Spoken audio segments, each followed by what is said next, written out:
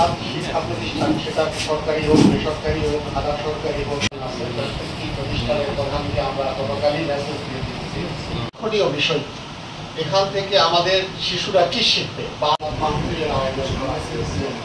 পাশাপাশি বিশেষ করে মুক্তিযোদ্ধাদেরকেও আহ্বান করা হয়। সে আলোকে আজকে আলোচনা সভাও প্রতিটি আমি আমার বক্তব্য শেষ করছি। আমাদের কোনো জায়গায় প্রতিষ্ঠিত থাকতে পারে।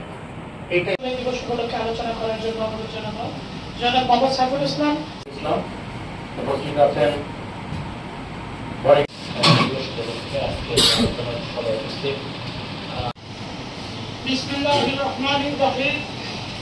জীবন দিয়েছে,